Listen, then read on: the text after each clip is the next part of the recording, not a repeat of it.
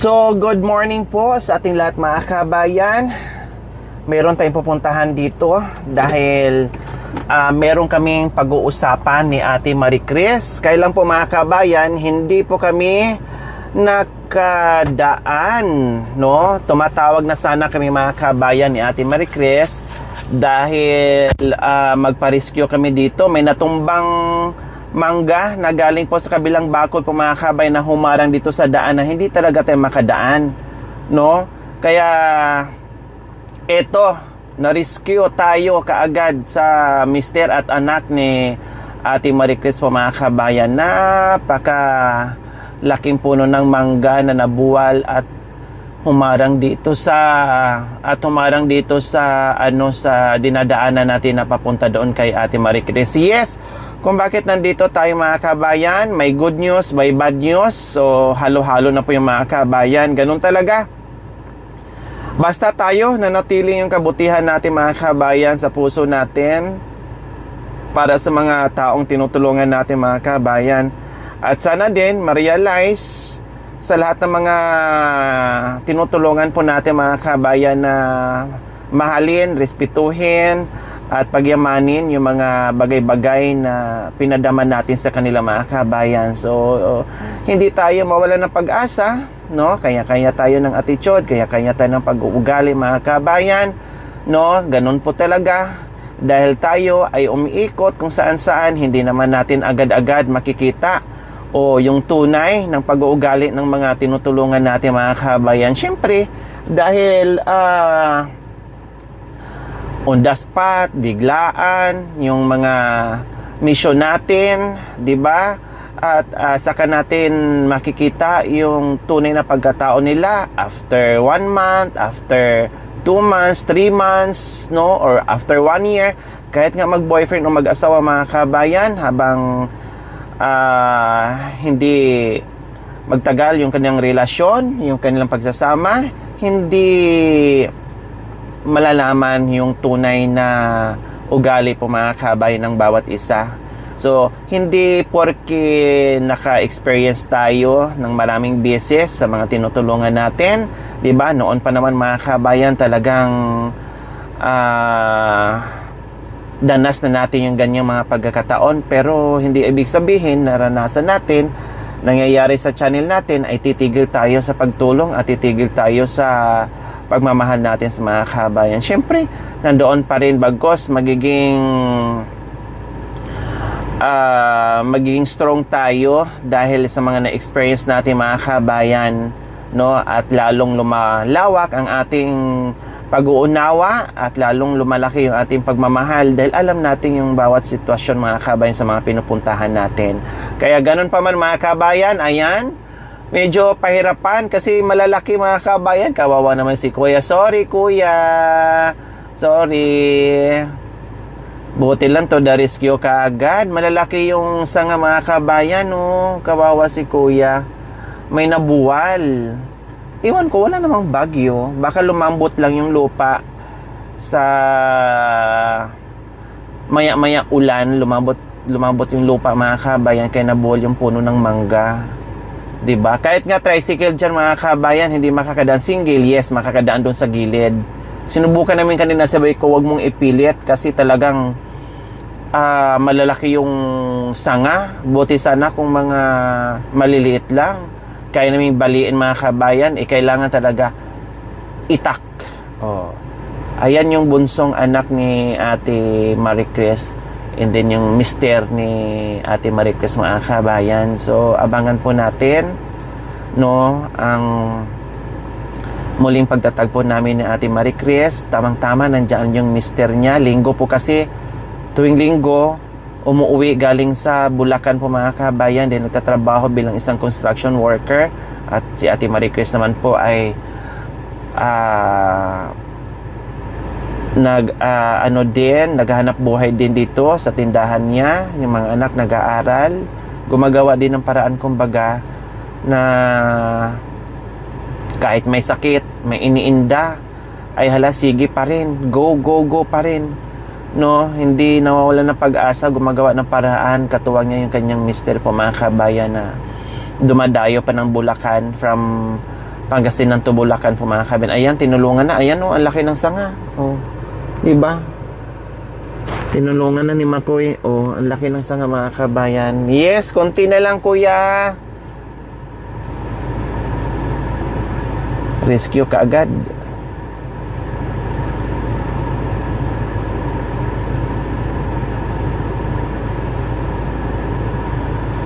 Ay, salamat.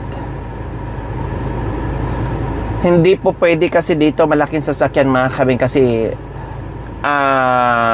baka babagsak yung tulay dyan na paglikuan natin, pagdaanan natin. Plus, hindi kakasya dito yung pick up. Kaya kapag merong mga masisikip mga kabayan, matik, maliit ang dala namin. Kaya malaking pakinabang po talaga. Tulong mula umpisa. Ito, nag-umpisa tayo mga kabayan. Ito nang maliit ang gamit natin. No? Kahit saan to siya nakakasuot mga kabayan. Ayan. May dumaan na tricycle. 'Di ba? Salamat kayo. Nandyan si kuya. Dahil kung wala, nako, di rin kayo makadaan. Gamit na gamit talaga itong maliit namin sasakyan mga kabayan. At saka pag dito sa Rosales, matik ito lang, no? Ito lang ang dala namin para tipid sa gas. At the same time po mga kabayan, makakapasok kami kung saan. Tulad kay Jerome and Princess, hindi pwede pick up doon kasi maraming tawag nito, maraming nakaparking plus hindi ka makamaniobra mga kabayan, masikip.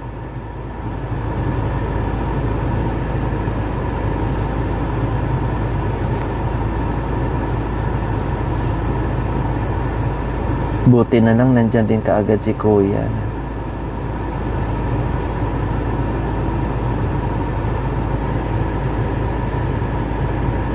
Napuwi na sa kuya. Sorry kuya, wala kaming choice kuya kasi ang itak namin nandoon sa pick up. Kaya nagpa-rescue na kami sa'yo.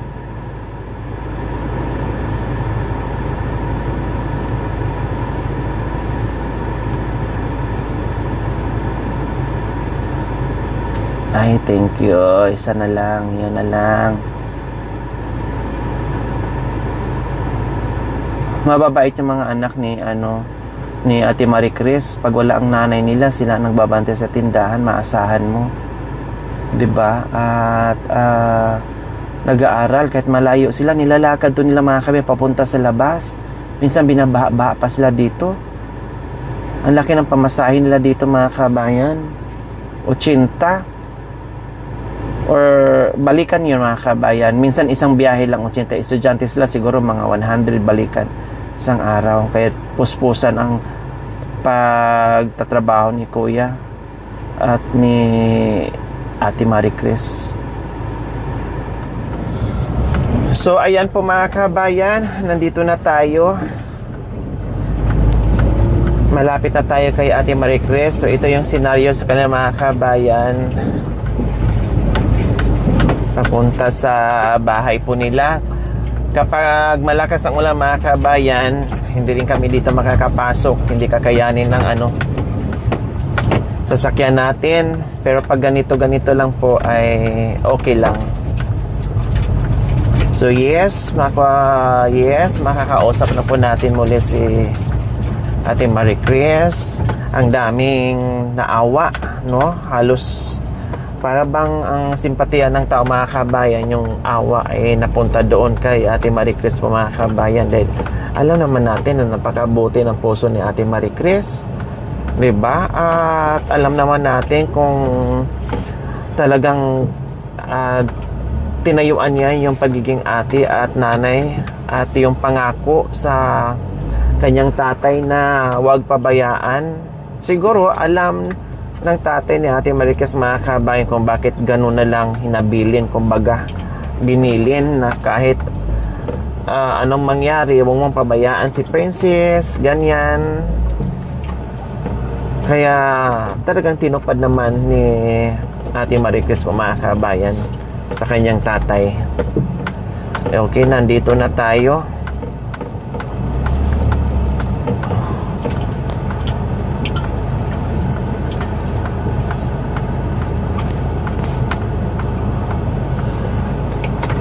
Mainit na po mga kabayan.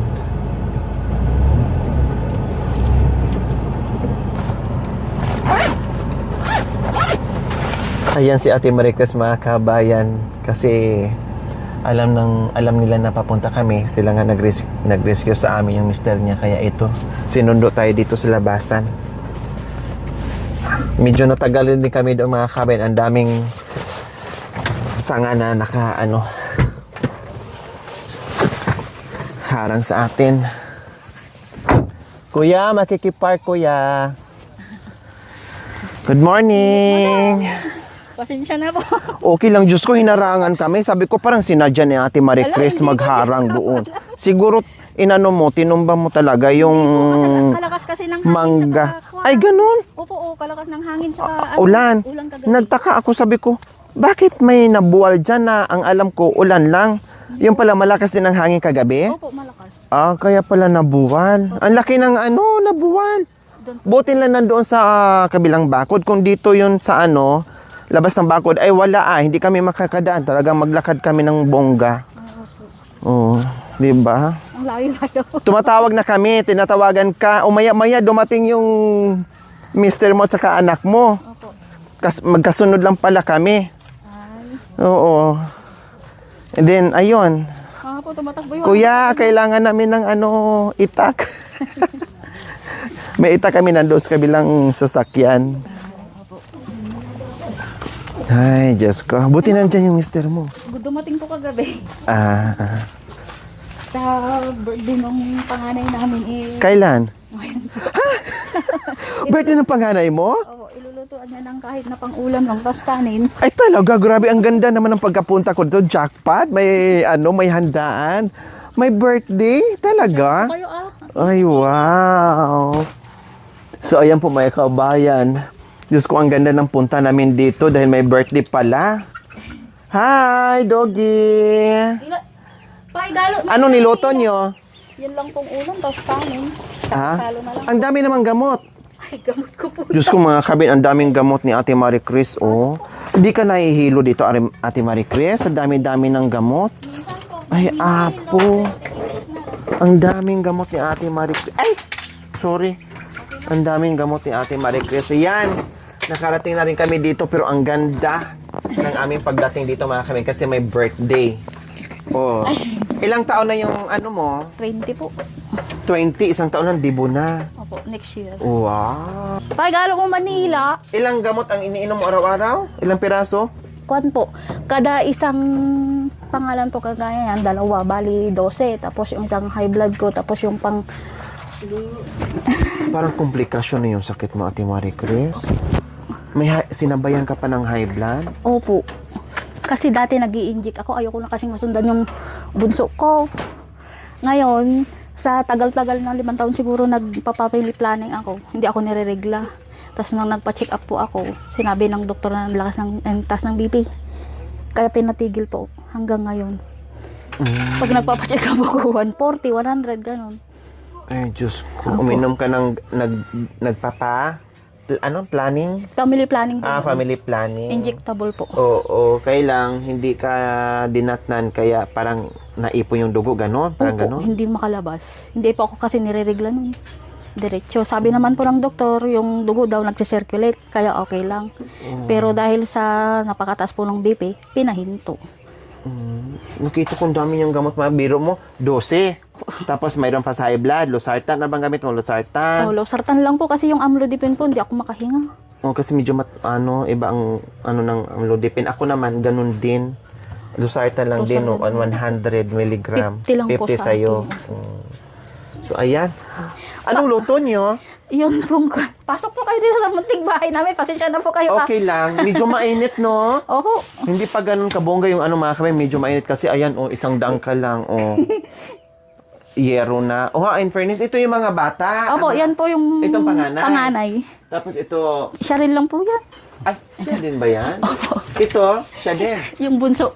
Ay, ito na yung bunso. Opo. Nasaan ba yung panganay mo? Andun po, dun sa kuwan. Alam niyang darating kayo kasi sinabi ng kapatid niya, Kuya, andyan na naman yung vlogger na kinahihiyan mo. Nagbihis, ma'am, tumakbo. Bakit nahiya? Tawagin mo nga. Siya yung may birthday tapos wala dito. Opo. Ha? Ayan po yung tatay. Sayang. Ito yung tatay niya. Oo, Hi, birthday po Tay. kahapon.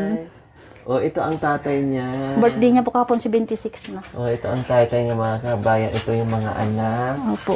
Oh, di ba? Ito yung ano nila, ang ano naman, ang galing naman. Sila din to? Opo, nung maliliit. Yung maliliit pa. Opo. Oh, ito yung bunso mo, di ba? Opo. Sa mata pa lang ay yung bunso mo na. Yan na po sila ngayon. Oh, ano bang luto mo pa? Iyon lang po. Ano pa? Alala po. Wala naman po naiuwing pera yung asawa ko. Kaunti lang. Sinilas natin, kuya. Ay, ito po. Ay, si kuya. Yan lang po. Buti dumating si Salo-salo kuya. na lang. Makidisturbo kami, kuya, ha? Makidisturbo. Pasensya na po kayo At sa kusina namin makikikain, maliit. kuya, ha? Talagang hindi po kayo uwi. Talagang kakain po tayo rito. Wow! May naglugaw ka? Bumili po sila doon, yung bunso ko po. Ah, Yan lang po yung kwan namin. galing. Wow, ang sarap naman ito, Ate Marie Chris. Oh. Ma'am, gusto niyo po yan? Ganyan? Ang sarap kaya. Payalam to man ni madam. Ang palayang ligaw. Parang ako din. Hindi po. Ma'am, na-miss kita. I miss you. I miss you. Masarap to siya ano. Tawag nito. Ilambong sa munggo. Kahit Ano pa po- bang ano nito? Kahit nga igisa mo lang ng ganito. Opo, Ang lagyan ng sarap. sardinas, ganun. Ay, ang sarap. Kahit ilaga lang po tapos ihanan ng kamatis. Lutuin natin. Opo. Oh, diba? Pamang, kakaantok ano kahit ni madam. Demanding. Marunong magluto si kuya. Siya po yung cooker ko pag andito. Ang swerte mo. Alam mo, ako alam mo, napakagaan ng loob ko sa mister mo, sa iyo, sa mister mo. Kasi alam mo kung bakit. Dahil kahit alam ko na yung buhay nyo ay sakto lang din. Kung hindi kikilos, Ganito wala lang po. din. Pero, yung pag-alalay mo ni Princess ay hindi nagdalawang isip na, ay, huwag ma, may pamilya tayo. Hindi Huwag po. mo silang tayo, yung ganun, alam mo yon. So, bukas yung palad ni kuya, no, sa mga kapatid ni Ate Nanghihinayang nga din po Marie siya Chris. nung napanood niya yung video. Sabi niya, sayang. Wala namang hindi nang hinayang. Hindi Lahat naman. ng hinayang, Ate Marie Chris, kung tuusin, lahat ng hinayang. Diba? So, ganun pa man. Wow! Yan po. Bumili kayo ng kalahating kilo. Opo. Kalahating kilo. Tapos, daming gulay si kuya. Walang tipid-tipid sa gulay si kuya. O sa ano ang tawag dito? Repolyo. Saka umbok po. O, diba? Walang tipid-tipid. Ang galing mag-ano ni kuya. Yan po yung kanin. Oo. Tapos Mainit nakaluto po. na. Ay, mainit ka. Opo. O yan, ang napala sa taong gutom. Nangingialam. Wow! Yan po Ang yung cute naman kusina. ng dirty kitchen nyo. Buti may sarili kayong ano. Opo. Ano ko po nung kwan. Bago po kami dito. So, ito ang ulam nyo ngayon. sa Opo, ulam birthday po mo. natin. Wala kayong balak na lumabas. Ayaw po nung bata. Sabi niya, ma'am, kwan na, binili mo na lang mama ng gamot. Sabi naman Ano po. pangalan ng panganay mo? Jeremy po. Jeremy. Ayan po. Jeremy! Umuwi ka Doon po yung kwan. Pag nandito ako mga kabayan, yung isa, nung wala sa ating ma-request, walang choice yung bunso. Kahit nahihiya, pero sabi niya, ma, umuwi ka na, hiyang-hiya na talaga ako dito ni Ate Lori, ano ka na, pero inaano ko nga para matanggal yung hiya, kinakausap ko, nung pinapalapit ko mga kabayan, yung pala, panay text dito, mama, kaya Kaya nga po, pala dami na dutot ng cellphone. Tumakbo yung panganay. Sabi no, saan yung panganay? Diyos ko, na umigsit dito mga kabayan, tumakbo doon. Wala nang choice yung isa. Hindi po, No? doon po lumusot yung panganay ko daw, sa likod. Tapos dumaan dyan. Kasi mabibidyo daw po pag tumakbo yan. Sabi niya nang dumating kami. Pero mo, lumusot daw doon. Tapos, ngayon naman, umalis na naman po bigla mga kabayan kasi alam niya na parating kami. Pero siya yung may birthday ha. Opo. Oh. Yung nakikikain, yung bisita na dito, yung celebrator nandoon sa kapitbahay. Hayaan mo, tingnan natin. Dito ako matulog. Hindi ako uwi ng bayan hanggat hindi siya uwi ng bahay. Hindi rin po uuwi. Bahala na sa Sabi niya, mama, hindi ka pa nakaluto. Gutom na ako. Paano nga? Andyan na naman sila. Di wala na naman. Di na naman ako uuwi niyan. Sabi ko sa kanya nga, Rod, Dapat sinabi mo magbaon ka na ng kanin. Pinabaonan mo sana. Ay, ako. So, ito si kuya nagluluto. Opo. Ay, dyan ka pala nagluluto. Dapat dito, kuya. Nahiya po sa inyo, mausok daw. Hindi, Masarap nga doon, kuya, kasi mainit dyan. Kawawa ka naman. Ilipat mo doon, kuya, Ha? Meron kasi silang dirty kitchen. Sustanay ako sa uso, kuya. Ma'am, naawa nga ako. Imbis na magpahinga kanina, tinignan niya yung mga labahin ko. Diba, nung Biyernes, nagsika ako. Oo. Nagbunot ako ng palay. Tapos nung Sabado, nag-rap din ako, nagtanim ako. Kaya hindi Oo. ako nakalaban ng uniforme. Tapos madamit namin. Imbis na magpahinga, wala, tinulungan ako. Sige, brush ng gano'n. Kuya, Opo, sabi ko, ay, salamat lang kayo, tinulungan mo ako. Kahit di mo naman sabihin, lagi naman ako naglalaba pag nakita ko ang daming Tama. labahin. Sabi, ganyan si Kuya mga kabayan. Wala akong Opo. masabi ni Kuya. Tas Ano na- ang pangalan mo, Kuya? Ha? Junior po. Junior, ay si Junior. Alam mo, talagang wala akong masabi talaga ni Kuya sa ano niya. Talagang, kumbaga, walang maraming mikos-mikos, trabaho, ano sa mga anak. Sobrang init, Kuya. Delikado. Wala kang high blood? Wala po. Oh. Dapat doon ka na lang. Matagal maluto yan, Kuya. Karne yan eh. Kaya nga po. O, mas maganda pa dito, malamig. Kaya nga po. Diyan ako nagluto ng kanin kanina. Sobrang- Meron silang diskarte mga kabayan. 'Di ba? Kaya lang bumili ng kalan. Pero ang tao kasi, no, ang pagbabudget nasa mag-asawa mga kabayan kung paano. O, biro mo, may kalan naman sa kung tuusin mga kabayan. Eh kung tamad sila, may kalan na dyan, hindi na sila dito magsasaing. 'Di ba? Saka Hindi ko na lang- sila magdi-dirty kitchen. O, may mga kahoy, malayo sa kabundukan, pero ang kahoy, pati itong ano ng... Mais po. Mais? Ay, Diyos ko, relate ako dito mga kabayan, pasintabi sa kumakain. Alam mo ito, mga kabayan sa bundok, kasi marami kaming ganito din. Malawak ang aming taniman, tubo at saka maisan. Alam mo ito, pwedeng pang plancha. Yung sa plancha na Opo, yung, dun sa- yung bakal na di bakal, uling. opo. Wala naman kaming uling doon. Kung hindi mag-uuling, ito, madalas naman nandito, pwede namin gawin to sa mga kapal na, di ba yung sinaunang plancha? Lagyan mo ng ganito, o ito na yon. Tapos, pwedeng pang gatong. Gatong po. O, tapos, pwede rin siyang...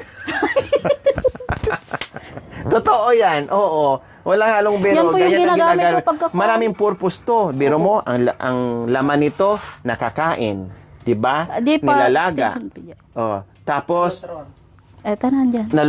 nasasaing. O, saan ka yan? Tapos, plancha. O, higit sa lahat, hindi ka pa mangangamoy kasi nagagamit. Naranasan mo, Ate Marie Cres? Hindi. Opo, sa bukid. Kaya pala tawang-tawa ka nung Ganito pa po, Kaya nga, ganyan mga kabayan, pasintawis kumakain, ganyan talaga ang taga-bundok. Opo. Diba? Wala eh. Kami may CR noon sa bundok kasi ordinansa ng barangay na kailangan bawat pamilya, bawat bahay may CR. So, meron kaming CR mga kabayan. Kaya lang, di naman kagandahan yung CR namin doon mga kabayan sa bundok. Alam mo yung CR ng bundok mga kabayan. Ayaw ko kasi may amoy, naaamoy ko yung CR namin. Kaya, malawak naman kami. Halos wala kaming kapitbahay mga kabayan. Paalam wala. mo dit, tugaw na ni Kukuha Sir ka lang ng Juan. 2 o 3 piraso mga kabayan. Yung may sa Mahagod tugaw? pa, linis na malinis. Ito po, talaga. Sige, dito lang ako. Kunin ko lang yan. Pasensya na po ko sa napakalit namin bahay. Okay lang. Okay lang. Si Kuya, dito ka Kuya ha, pag kasi mainit na mainit dyan. Pawis na pawis ka na. Huwag kang magbabad dyan. Yan po yung Oo, ginagamit huwag ko kang magbabad. pagkakuha. Nagluluto Delikado ako, dyan. saka ko lang gagamitin yon yung kwan nga po, pang emergency. Oh, di ba? Nagtitipid kahit ako naman ganun naman din. At saka masarap ang luto sa Opo. sa kahoy. Yan po yung pinaglulutuan ko. Yun nga lang mausok, isa na naman ako sa usok. Kaya nga po ayaw niya magluto. Sabi niya, Mama, dito na ako magluluto sa Shalin, kasi nga mausukan kakahiya kay Madam Hindi Lorin. sanay ako. Diyos ko. Opo. Walang problema. Walang problema sa amin yung number 1 lang. Pa, Number 1 na, baka lalipad tayo. Hindi huwag mong itutok lahat tayo. Ilagay mo doon. Para maano ka rin. Yan. mahangin naman. Diba? So, ayan. Buti na lang ay linggong-linggo ngayon mga kabayan, no? Araw ng linggo. So, kumpleto sila. Yun nga lang, lumayas yung dalawa niyang anak. Nasaan si Bunso? Pumunta na rin po doon. Mama, nakita ko sa sa video, tumatawa yung mga kalaro ko doon. Oh. Ang pogi ko daw, kulang na lang daw yung buntot. Luko-luko kang bata, sabi ko. Mahihain. Mababait ang mga anak ni Ate Marie Cres, pero mahihain. Pero, po talaga. matagal ako dito mga kabay, magtiis sila. Kasi nagutom na daw, tapos biglang nagtakbuhan sila, walas lang baon. Wala. Di ba? Yun po yung Makikikain mga mo na bata sila doon doon sa nakakan- kapitbahay. Nandoon sila? Opo, yung mga batang nakaupo doon kanina. Yung nandoon. sabi ko, may pulis, huli niyo yung mga bata, naglalaro ng pog, sabi ko. Ay, Diyos ko. Nagluluto. Mag-order ka ng ano? Saan ka makaka-order ng pansit? Sa bayan pa po yun. Hindi na po, okay lang po yan. Hindi, Bigyan ko na lang ng tawagan mo si ano. Tawagan mo nga.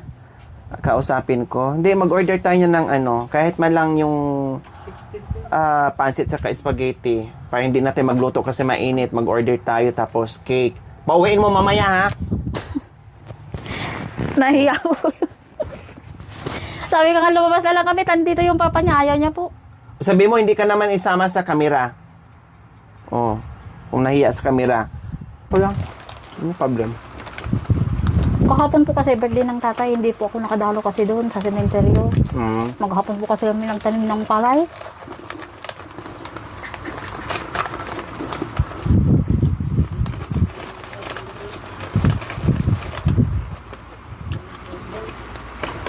Alam mo, pag pumunta ako mga tindahan, gustong kumain ng mga ano. Ganito. Pero wag po masyadong kain kayo ng kanyan. Bihira lang. Baka makasama po sa inyo. Wala na akong Madam Loring napakatwan. Bait, tapos nakakaganda. Wala, nahiya po ako tuloy bigla dun sa live nyo. Saan? Kasi si Kuya Team Lorry driver naman, sabi niya, Madam, tayo na lang po magpakasal, sabi niya. Nabala ko naman. Joke lang. Nahiya tuloy ako. Tapos, yung hanapin ko para burahin po sana, hindi ko na makita. Wala, Joke lang niya, ano yun? Kaya nga po.